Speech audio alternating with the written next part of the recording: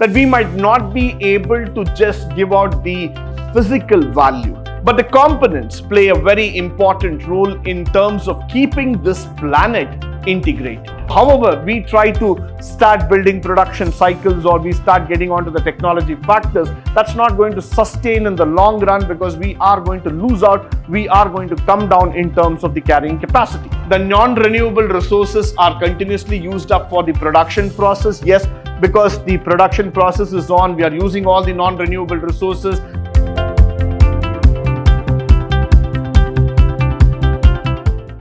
Good morning and welcome to the first session in Chapter 4, Unit 2, second semester BCom in Sustainable Development, where we are going to speak about limits to growth model. Now, what is this limits to the growth model all about? In the year 1968, a group of about 75% belonging to different strata of the society. When I say different strata, the word strata means belonging to different levels or class of the society from around the world, founded a club called as the Club of Rome. Now, this club is not something to do with entertainment, but this is a club that was being found out to understand about the developmental economics. So what did they do? They believed that the possibilities of continuous growth have been exhausted, and then the timely action is essential in order to avoid the planetary collapse. Now, let me just come back to this for a moment. We believe that growth is a continuous process. But that is not true. Why? Because in economics or in daily walk of life, growth has got certain limits. Growth has got certain barriers. Now, if you try to extend the growth function beyond a point, it leads to collapse. It leads to a complete smash down. Why? Because growth itself would become a malfunction there. So that's why what happened here is that we wanted to understand the possibility of continuous growth. So when I talk about that continuous growth factor in business or in economics, I want to see that we are making progress, might be step by step, a little one by one, but nevertheless, we are trying to make a progress. So that's what our intention was altogether in terms of understanding the business. So what we did is that we started choosing initial theme, we in the sense the people, and that was called as the Predicament of Mankind in June 1970. So about 50 years back, we started this club, and where we wanted to understand about the prediction of mankind, what's going to be the future of mankind. And it commissioned by 4 MIT scientists led by Donald Meadows, who published by the Club of Rome and the Limits of Growth in the year 1972. So in the year 1972, there was a publication which was done, The Limits to Growth. The second report, entitled as Beyond the Limits, was published in the year 1992, quite a gap of 20 years, which gave fresh evidences of how mankind has crossed the limits. Now, there is something that we need to understand as called as shortcomings. Now, we all believe that nothing is impossible. Probably that tagline is very good for a shoe company named Adidas, but it is not good for the mankind. Why? Because there are many things which are not possible for the mankind, for the human beings. There are limitations, and unfortunately, we don't want to accept that limitations. We believe that Earth has got an endless function of growth. Earth would continue to remain as it was hundreds and thousands of years back. But the truth remains in each one of our mind that we need to accept is that Earth has started depleting. The growth has started coming down. Probably, eventually, we might have to exit from this planet. Now, what is the truth behind this story is that once you start understanding the theory of depletion, you start understanding why the resources are being depleting over the night altogether, day by day, you would start appreciating the factor that we have gone behind the limits. We have gone beyond the limits in terms of utilizing it, and we have destroyed several natural resources. Now, this cannot be rebuilt as what we are thinking. This cannot be again reconstructed as the earth was thousands of years back. So what is now coming into picture is that mankind has crossed the limits. Human beings have crossed the limits and they have now started the path of self-destruction. Now the model, it was J. Forster of the MIT. You can see the person here, the great person, who in his book of World Dynamics published in 1971 devised a very, very important model that investigates the interplay of highly aggregated variables as the world population, industrial world production, food supply, pollution, and natural resources still remaining in the world. Now, this is quite complicated. Let me now tell you from an environmental economic standpoint.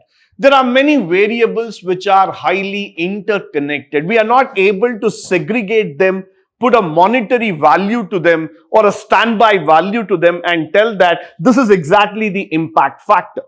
Why? Because these variables are so interconnected, so intrigued in nature that we might not be able to just give out the physical value. But the components play a very important role in terms of keeping this planet integrated. So what I'm trying to come here across is that if you look into factors like population, industrial development, food supply, pollution, and different factors, these are those dynamics which are actually playing in this world, which is making this Mother Earth completely come into a standby position. Now, what is happening here is that when you try to adopt the system dynamics philosophy given by J. Forster, the authors of Limits of Growth constructed an elaborate computer model using it. So they started putting it into a regression equation altogether, and they started understanding that how this model could be interpreted in terms of the global growth, in terms of the divisible factors altogether. So what was the model? They presented a large and a new type of model designed to predict the future development 5 global interrelated variables, starting with population, food production, industrial production, non-renewable resources, we have been speaking about it, and pollution, not to forget. The model is based on the thesis that the continued growth leads to infinite quantities just to do the not to fit into a finite world. Quite a complicated statement. Let me make it very, very simple for you. Now, after taking 5 variables, namely from population to pollution, what they were able to come in is that though the world is continuously churning out large chunk of products and services of various parameters, various kind, various systems altogether, but what is happening is that it leads to infinite quantities that just do not fit into a finite world. So what you're trying to do is that you're pushing it beyond the limits of production. You've gone beyond the limits. So once you've gone beyond the limits of production and you're trying to push the world to a new level altogether, that is the starting, that is the benchmark of destruction that you have landed upon. Now, on a long-term period, what is going to happen is that you don't have to find paths of destruction, but the destruction is welcomed by the mankind itself. Now, when we were speaking about the COVID-19 2 years back, what was the scenario at that point of time is that probably we were panicked by the factor that this is going to be the end of the world. But slowly we started realizing that the virus could also be controlled when we start controlling ourselves from coming outside, from maintaining distance, from using a sanitizer, or probably getting into more regular habits altogether, not from overcrowding and so many other factors. Now, what is happening is that the nature is trying to teach us in different ways and methods how to regenerate yourself, how to survive, how to sustain, how to live a life, a quality life altogether. But it is the human beings who want to push the limits, see the fury of nature in different factors, and then come back and complain saying that nature is not cooperating. Nature has never ever been against the mankind. Nature has always been cooperative enough in accommodating all these steps taken up by mankind. On all this factor on and above, what I would like to say here is that we are still doing things which are not fit for this world to sustain. We are still creating pollution. We are still overpopulating the spaces in the name of industrial production. We are destroying resources. We are just wasting the non-renewable resources, but still we have not understood that you are trying to dig your own grave in different methods. Moving further, the model also talks about the factor called as the basic idea, which is elaborated in a highly complicated model, is that it cannot be easily described in an equation form, no doubt about it. This is because the relationship between those 5 variables are not rectilinear, which means they are not just on one straight line where I can just put A is equal to B. Probably this is a little bit complicated for all of us to understand. Now, coming back, multipliers in this question depend on the levels of variable, no doubt about it. Among the various relationships, there are feedback loops that register the effects of changes in one variable, such as food production, on other variable like the population growth. Now, there are factors. Why? Because when I'm going to talk about population and food growth, and this is something which is quite normal. As the population kept on increasing in this world, the need for food also started going up. So over a period of time, it is quite evident for each one of us to understand that for the sake of food, for the sake of shelter, for the sake of clothing, the population, when it started increasing, we started depleting all the natural resources that was available. So over a period of time, what has happened is that we have just gone on in the position of depletion. We have just gone in the way of destruction. And today, when you put back those models in the equation, start interpreting it, start analyzing it, you will be surprised to find that, is that what we have been trying to do? Is this what we are actually landing up to? But nevertheless, that's what the model has been trying to say to us. Followed by, for example, when we talk about the population growth is positively related to food production, but food production is negatively related to pollution, and pollution in turn is positively related to industrial output. So when I talk about those 5 variables in a rectilinear equation, as I'm trying to put it across, there are these variables which are not directly equated. Now, for example, as it is told here, population and food production are equated because you know that factor. But food production has got nothing to do with pollution. But pollution has got something to do with industrial. So somewhere down the lane, the link is in many formats. The formats is getting interlinked. The conceptual growth is on a different factor. The model also uses past data on factors like growth rate of population, industrial output, agricultural production, estimates of rates of technological progress. Yes, that's always there coming into picture. These factors would lead to the use of new resources, raise in terms of the productivity and control the production. Now, this is very, very important for each one of us to understand.